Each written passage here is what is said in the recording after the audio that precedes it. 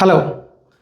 Business ചെയ്യാൻ പോകുന്ന പലരും നേരിടുന്ന ഒരു പ്രശ്നമാണ് അവർ ആ ബിസിനസ് തുടങ്ങുന്നതിനെ പറ്റി ചിന്തിച്ച് ഒരുപാട് ടൈം വേസ്റ്റ് ചെയ്യും. ആക്ച്വലി അത് ചെയ്യുന്നതിന് പകരം അതിനെപ്പറ്റി ചിന്തിച്ചുകൊണ്ടിരിക്കും. അതായത് എന്തെങ്കിലും ഒരു ബിസിനസ് സ്റ്റാർട്ട് ചെയ്യാൻ ഉദ്ദേശിക്കാൻ നേരത്ത് ആ ബിസിനസ്സിൻ്റെ പ്രോസസ്സുകൾ കാര്യങ്ങൾ ഇതിനെപ്പറ്റി കൂടുതലായിട്ട് ചിന്തിച്ച് ടൈം ഇങ്ങനെ വേസ്റ്റ് ചെയ്തുകൊണ്ടിരിക്കും. ആ ചെയ്യുന്ന കാര്യങ്ങൾക്ക് തുടക്കം കുറിക്കില്ല. അത് വലിയൊരു പ്രോബ്ലമാണ്. ഇംഗ്ലീഷുകാർ സാധാരണ ഇതിനെ അനാലിസിസ് പാരാലിസിസ് എന്ന് പറയാറുണ്ട്. അതായത് ഈ വിശകലനങ്ങളിൽ മുഴുകി ഇങ്ങനെ ഇരിക്കുക. യഥാർത്ഥത്തിൽ ആക്ഷൻ എടുക്കുന്നതിന് പകരമായിട്ട് ഒരുപാട് വിശകലനങ്ങളായിട്ട് ഇങ്ങനെ മുഴുകിയിരിക്കുക എന്നുള്ളത് ഒരുപാട് പേര് ഫേസ് ചെയ്യുന്ന ഒരു പ്രശ്നമാണ്. പ്രത്യേകിച്ച് ബിസിനസ്സിലേക്ക് ഇറങ്ങാൻ ആഗ്രഹിക്കുന്നവർ അവർ പല കാര്യങ്ങളും ഇങ്ങനെ ചിന്തിച്ച് ഇങ്ങനെ പേടിച്ച് അവർ ആ ടൈം വേസ്റ്റ് ചെയ്യുന്നുണ്ട്. യഥാർത്ഥത്തിൽ ആക്ഷൻ എടുക്കുമ്പോഴാണ് നമുക്ക് ഒരു കോൺഫിഡൻസ് വന്നത്. നമുക്ക് കറേജും കോൺഫിഡൻസും ഒക്കെ വന്നത് ആക്ഷൻ എടുക്കുന്ന ടൈമിലാണ്. ഇതെല്ലാം പലർക്കും അറിയാം. പക്ഷേ എന്നിട്ടും എന്തുകൊണ്ട് ചിലരിങ്ങനെ ചിന്തിച്ച് ടൈം വേസ്റ്റ് ചെയ്യുന്നു എന്ന് ചോദിച്ചു കഴിഞ്ഞാൽ ഒന്നാമത്തെ മെയിൻ വില്ലൻ ആരാന്ന് വെച്ച് കഴിഞ്ഞാൽ ഫിയർ ഓഫ് ഫെയിലിയർ ആണ്.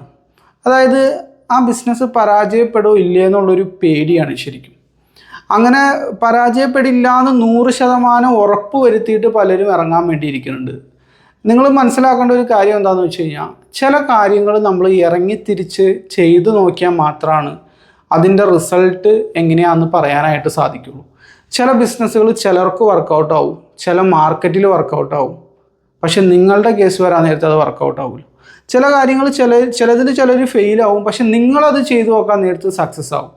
അപ്പോൾ ആക്ച്വലി നമ്മൾ ഇറങ്ങി തിരിച്ചതങ്ങ് ചെയ്തു നോക്കിയാൽ മാത്രമാണ് ചില കാര്യങ്ങൾ വർക്കൗട്ട് ആകുമോ ഇല്ലേ എന്നുള്ളത് നമുക്ക് മനസ്സിലാവുള്ളൂ.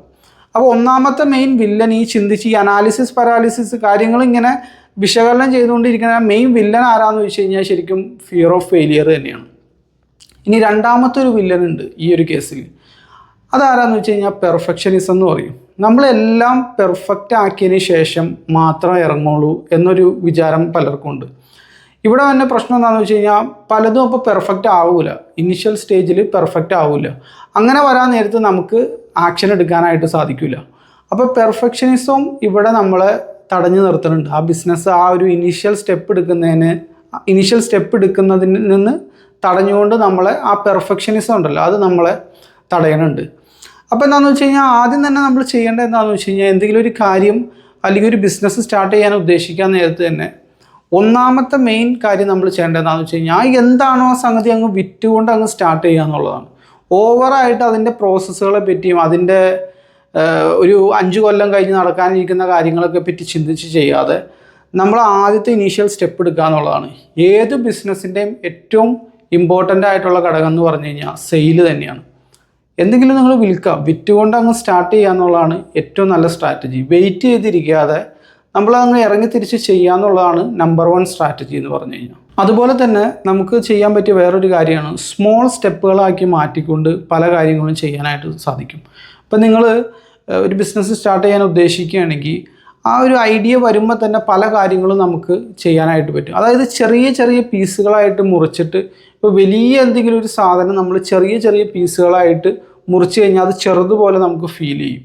എന്നതുപോലെ തന്നെ ആ എൻ്റയർ പ്രോസസ്സിനെ നമ്മൾ ചെറിയ സ്റ്റെപ്പുകളായിട്ട് ചെയ്യാനായിട്ട് നോക്കാം.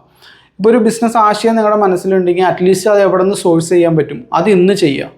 ഇന്നത്തെ ഒരു ടാസ്ക്കായിട്ട് നിങ്ങൾ സെറ്റ് ചെയ്യുക. എവിടെ നിന്ന് നല്ലൊരു സപ്ലയറെ കിട്ടും അതിനെ പറ്റിയിട്ട് ഇന്ന് പഠിക്കുക. അപ്പോൾ നാളെ ലൈസൻസുകളെ പറ്റിയിട്ട് പഠിക്കുക. അങ്ങനെ ചെറിയ സ്റ്റെപ്പുകളാക്കിയിട്ട് നമ്മൾ ചെയ്യണം. ഇതുകൊണ്ടുള്ള ഗുണം എന്താണെന്ന് വെച്ച് കഴിഞ്ഞാൽ നമുക്ക് ഓരോ ചെറിയ പടികളായിട്ട് കാര്യങ്ങൾ നടത്തിക്കൊണ്ട് വരാനായിട്ട് പറ്റും. ഈ എൻ്റയർ ആ ഒരു പ്രോസസ്സിനെ പറ്റി ചിന്തിക്കാൻ നേരത്തുള്ള പ്രശ്നം എന്താണെന്ന് വെച്ച് കഴിഞ്ഞാൽ നമ്മൾ ഓവർവെൽംഡ് ആവും. അതായത് ഇത്രയും ചെയ്യണമല്ലോ അപ്പോൾ ചെയ്യണ്ട എന്നുള്ളൊരു ചിന്ത നമ്മുടെ മനസ്സിലേക്ക് വരും. ഇനി അടുത്തതായിട്ട് നമുക്ക് ചെയ്യാൻ പറ്റിയ ഒരു കാര്യം എന്താണെന്ന് വെച്ച് കഴിഞ്ഞാൽ ഈ ഒരു പ്രോബ്ലത്തിനെ മറികടക്കാനായിട്ട് നമ്മൾ ടൈം സെറ്റ് ചെയ്യുക എന്നുള്ളതാണ്. ഇങ്ങനെ വിശാലമായിട്ടുള്ളൊരു ടൈം കൊടുക്കാതെ ഓരോ കാര്യങ്ങൾക്കും കൃത്യമായിട്ട് ഒരു ടൈം സെറ്റ് ചെയ്യുക. ഒരു പ്രത്യേക കാര്യത്തിന് ഒരു ദിവസം മാത്രം എന്നുള്ള ആ ടൈം നമുക്ക് കൊടുക്കുക. അപ്പോൾ എന്താണെന്ന് വെച്ചാൽ ഒരു സെൻസ് ഓഫ് അർജൻസി നമ്മളുണ്ടാവും. അതായത് കാര്യങ്ങൾ പെട്ടെന്ന് തന്നെ തീർക്കണമെന്നുള്ളൊരു അർജൻസി ഉണ്ടാവും. ഇപ്പോൾ നിങ്ങൾ ശ്രദ്ധിച്ചിട്ടുണ്ടോ എന്നറിയില്ല, മൊത്തത്തിലൊരു ഹ്യൂമൻ സൈക്കോളജി എന്ന് പറഞ്ഞു കഴിഞ്ഞാൽ ആ ലാസ്റ്റ് ഡേറ്റിന് അവസാനം 1 മിനിറ്റിന് മുമ്പ് ചെയ്യാൻ പറ്റുമോ അങ്ങനെ ചെയ്യാനാണ് പലർക്കും ആഗ്രഹമുള്ളത്. അതുകൊണ്ടാണ് ഇപ്പോൾ ഒരു യൂണിവേഴ്സിറ്റിയിൽ ഒരു റിസൾട്ട് നോക്കുന്ന ടൈം, അതുപോലെ തന്നെ എന്തെങ്കിലും അപ്ലൈ ചെയ്യാനുണ്ടെങ്കിൽ അതിൻ്റെ ടൈം, ഇതെല്ലാം ലാസ്റ്റ് ടൈമിലായിരിക്കും ഒരു സർജ് നമ്മൾ കാണുന്നത്. അതെന്താണെന്ന് വെച്ച് കഴിഞ്ഞാൽ ഇത്രയും ദിവസം ഉണ്ടായിട്ട് എന്തുകൊണ്ട് നിങ്ങൾ അപ്ലൈ ചെയ്തില്ല എന്ന് വെച്ച് കഴിഞ്ഞാൽ അത് മൊത്തത്തിലൊരു ഹ്യൂമൻ സൈക്കോളജി അങ്ങനെയാണ്. ഭൂരിപക്ഷം ആളുകളുടെ മൈൻഡ് സെറ്റ് അങ്ങനെയാണ്. ഇനിയും സമയമുണ്ടല്ലോ, അപ്പോൾ നമുക്ക് ആ ലാസ്റ്റ് ഡേറ്റിന് തൊട്ട് മുമ്പായിട്ട് ചെയ്യാമെന്നുള്ള ആ ഒരു ചിന്ത വരും. ഇത് വരാതിരിക്കണമെങ്കിൽ നമ്മൾ ചെയ്യേണ്ടത് എന്താണെന്ന് വെച്ച് കഴിഞ്ഞാൽ ഒരു ടൈം സെറ്റ് ചെയ്യുക എന്നുള്ളത്. കൃത്യമായിട്ടൊരു ടൈം സെറ്റ് ചെയ്യുക. ആ ടൈമിനപ്പുറത്തേക്ക് കടന്നു പോകരുത്. അങ്ങനെ ഇൻ കേസ് കടന്നു പോയാൽ തന്നെ ഒരു ചെറിയ ബാരിയറും കൂടി നമുക്ക് അവിടെ സെറ്റ് ചെയ്യാം. ഇപ്പോൾ ഒരു ദിവസത്തിനുള്ളിൽ ഞാനിത് കംപ്ലീറ്റ് ആക്കുമെന്ന് പറഞ്ഞു കഴിഞ്ഞാൽ ആ ഒരു ദിവസത്തിനുള്ളിൽ നമ്മൾ കംപ്ലീറ്റ് ആക്കാൻ നോക്കണം. അതേസമയം നമ്മൾ ടൈമൊന്നും സെറ്റ് ചെയ്തില്ല, ഇങ്ങനെ വിശാലമായിട്ട് കിടക്കുകയാണെങ്കിൽ നിങ്ങൾ എന്താ പറയുക, നിങ്ങളുടെ റെഗുലർ ആക്ടിവിറ്റീസായിട്ട് അങ്ങനെ പോകും. ജോലിക്ക് പോകുന്നവർ ജോലിക്ക് പോകും, തിരിച്ചു വരും, കിടന്നുറങ്ങും, അടുത്ത ദിവസം ജോലിക്ക് പോകും, പിന്നെ തിരിച്ചു വരും. ആ ഒരു ലൂപ്പിൽ കിടന്ന് ഇങ്ങനെ കറങ്ങിക്കൊണ്ടിരിക്കും. ഇവിടെയാണ് ടൈം സെറ്റ് ചെയ്യണതിൻ്റെ ഇമ്പോർട്ടൻസ്. ഇനി അടുത്തതായിട്ട് നമുക്ക് ചെയ്യാൻ പറ്റിയ വേറൊരു കാര്യം എന്ന് പറഞ്ഞു കഴിഞ്ഞാൽ നമുക്ക് ഇംപെർഫെക്ഷൻ ഓക്കെ ആണെന്നുള്ളത് സമ്മതിക്കുക എന്നുള്ളത്. ഇനീഷ്യൽ സ്റ്റേജിൽ ആർക്കും പെർഫെക്റ്റായിട്ട് ഒന്നും ചെയ്യാനായിട്ട് സാധിക്കില്ല. അപ്പോൾ ഇംപെർഫെക്റ്റ് ആയിട്ടുള്ള രീതിയിൽ ചെയ്താൽ മതി. പെർഫെക്റ്റ് ആയതിനു ശേഷം ഇറങ്ങും, അങ്ങനെ ഞാൻ ഇറങ്ങുള്ളൂ എന്നുള്ള ഇത് എടുത്ത് കളഞ്ഞിട്ട് എലോങ് ദ വേ പതിയെ നമ്മൾ ചെയ്ത് പെർഫെക്റ്റ് ആകും. അങ്ങനെ ചെയ്യണതാണ് ഏറ്റവും നല്ല സ്ട്രാറ്റജി. പെർഫെക്റ്റ് ആക്കിയതിന് ശേഷം നമുക്ക് ഇറങ്ങാനായിട്ട് സാധിക്കില്ല. അപ്പോൾ ഇതൊക്കെ ശ്രദ്ധിച്ചു കഴിഞ്ഞ് കഴിഞ്ഞാൽ നമുക്ക് ആ ഇനീഷ്യൽ ബാരിയറിനെ കട്ട് ചെയ്യാനായിട്ട് സാധിക്കും. ഏറ്റവും വലിയ വില്ലൻ എന്ന് പറഞ്ഞു കഴിഞ്ഞാൽ പേടിയാണ്. ഫെയിലിയർ ആവുമെന്നുള്ളൊരു പേടിയാണ്. നിങ്ങൾ ഏത് സക്സസ്ഫുൾ ആയിട്ടുള്ള കമ്പനി ആയിക്കോട്ടെ, വ്യക്തി ആയിക്കോട്ടെ, അവരെയൊക്കെ എടുത്ത് പഠിച്ചു കഴിഞ്ഞാൽ നമുക്ക് മനസ്സിലാവും അവരുടെ ഇനീഷ്യൽ വെഞ്ചറുകളെല്ലാം തന്നെ ഫെയിലായിട്ടുണ്ട് അധികം ആളുകളുടെ. നമ്മളതൊരു പക്ഷേ അറിയാത്തത് കൊണ്ടായിരിക്കും, അല്ലെങ്കിൽ പലരും പുറത്ത് പറയാത്തത് കൊണ്ടായിരിക്കും. ഒരുപാട് ഫേമസ് ആയിട്ടുള്ള കമ്പനികളുടെ പ്രൊഡക്റ്റ് ലൈൻസ് നിങ്ങൾ എടുത്തു നോക്കുക, അതിൽ അധികവും ഫെയിലിയറാണ്. ചിലതൊക്കെയാണ് ഒരു 10 പരീക്ഷിക്കാൻ നേരത്ത് ഒരു 2 സക്സസ്ഫുൾ ആവണുള്ളൂ. ധാരാളം എവിഡൻസുകൾ നമുക്ക് കാണാനായിട്ട് സാധിക്കും. ഉദാഹരണമൊക്കെ പറയുകയാണെങ്കിൽ ആമസോൺ തന്നെ ഒരുപാട് പ്രൊഡക്റ്റുകൾ ലോഞ്ച് ചെയ്തിട്ടുണ്ട്.